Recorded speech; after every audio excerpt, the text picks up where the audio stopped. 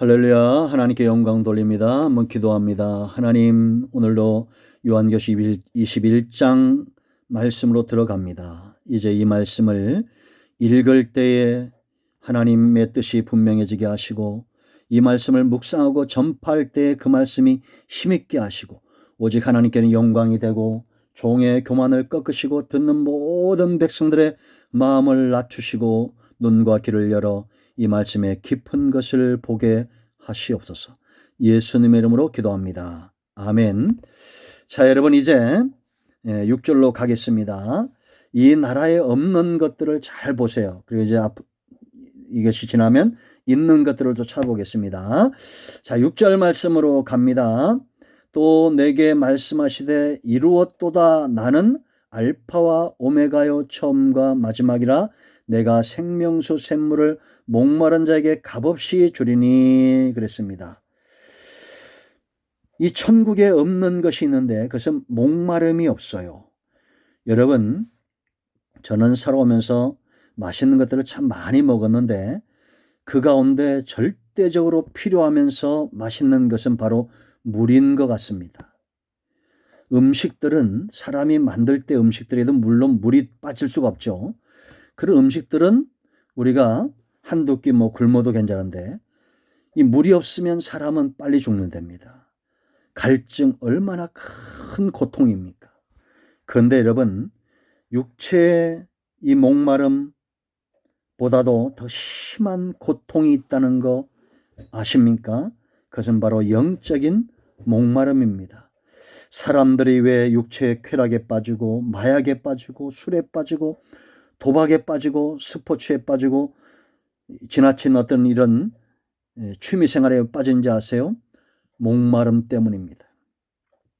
그것을 해결할 수 있는, 이 영적인 목마름을 해결할 수 있는 것은 아모스 8장에 있는 대로 하나님의 말씀에 우리가 다가가야 됩니다. 예수님께서 요한복음 7장 30절에 뭐라 했습니까? 나를 믿는 자는 그 배에서 생수의 강이 흘러넘칠 것이다 라고 말했습니다. 사람들은 지나친 성취욕도 있죠. 돈을 벌고자 얼마나 노력을 하고 명예와 권력과 부를 얻고자 얼마나 노력을 합니까? 제가 언젠가 말씀드렸는데 미국의 억만장자에게 기자가 질문을 했습니다. 지금 있는 재산으로 만족하십니까? 물었을 때 만족을 못한다고. 그럼 얼마나 더 벌으셔야 됩니까? 조금만 더 벌고 싶다고. 그 조금만 더가 얼마일까요? 여러분, 솔로몬 왕의 고백을 보세요. 앞으로도 과거에도 솔로몬 같은 이런 부를 경험한 사람은 없을 것입니다. 엄청난 부자였죠. 그런데 그가 모든 부와 명예와 권력을 소유하고 고백한 말은 뭐예요? 전도서 1장 1절로 3절, 12장 8절, 헛되고 헛되다는 것입니다. 오직 하나님을 경외하는 것이 영원히 남는다라고 말하죠. 이것은 하나님 안에서 이 갈증이 해결되어지는데요. 자, 여러분, 예수님이 이렇게 말씀하시는 이유가 있어요. 우리의 영적인 목마름을 우리가 어떻게 해결할 수 있느냐? 6절 말씀 보세요. 내게 말씀하세요. 이루었도다 그럽니다. 예수님이 십자가의 마지막 음성이 뭐예요? 다 이루었다라는 겁니다. 예수님이 십자가에서 죄와 사망의 문제를 해결하셨기 때문에 성령이 우리 안에 오신 겁니다. 성령 충만한 사람만이 영적인 기갈에서 해결되는 겁니다. 아멘. 그래서 예수님이 내가 가는 것이 너에게 유익하다고 말했습니다. 예수님이 요한복음 7장에 말한 대로 나를 믿는 자는 성경의 이름같이 그 배에서 생수의 강이 흘러넘친다는 것은 성령의 역사를 말하는 것입니다. 오늘 말씀도 생명수 샘물을 목마른 자에게 값없이 준다라고 말합니다. 천국에 이제 이제 다음에 나오겠지만 천국에 있는 것이 바로 생명수예요.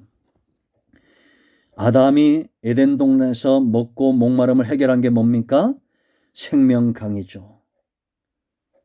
네개 기손과 비온과 힛델과 유보라데 에덴 동산을 충분하게 적실 수 있는 네 강의 흐름이 있었습니다.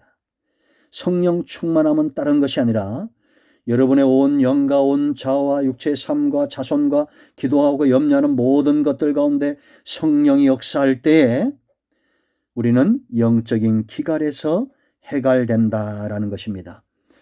이 방법 외에는 없는 줄 아시고 헛수고하지 마세요. 성경에 보면 여러분, 예수님을 만난 사람들의 특징이 뭡니까? 바로 이런 영적인 기갈에서 해갈된 겁니다. 그러니까 이 샘 곁을 떠나지 않는 거예요. 그래서 믿음의 길을 걷고 믿음의 역사를 이룬 사람들이 히브리서 11장에 허다하게 그 증인들이 있습니다. 수가성에서 만난 여인을 여러분 보세요. 6번째 남편과 살고 있지만 그 내면의 갈증은 언제 해결됩니까? 주님 만날 때 해결되는 것입니다. 그렇다고 이 여인이 가정까지 다 깨라는 겁니까? 아니잖아요. 주님 만난 아내, 주님 만난 남편이 그 가정에 있어야 됩니다. 수가성에 샘물을 경험한 예수님 만나고 영적 기갈을 해결한 이 여자가 그 성에 들어가서 전도할 때에 그 성에 있는 사람들이 예수님을 만나고 영적 기갈에서 헤어나오는 것을 우리가 보게 됩니다. 하나님의 나라가 이미 우리 가운데 임하였다고 말합니다. 여러분 가정에 영적 기갈이 있나요? 생명수 샘을 경험하고 있습니까? 성령의 역사 가운데 영적인 기갈들이 해결되고 있습니까? 그 수도꼭지 역할을 누군가 해야 됩니다. 등불을 켜는 사람, 이 샘물의 근원 대신 예수님이 여러분의 가정에 성령의 역사가 임하도록 수도꼭지 틀듯이 샘물과 기갈의 땅과 통로가 되는 생명수 샘물의 통로가 되는 복의 근원인 사람, 우리가 되어져야 됩니다.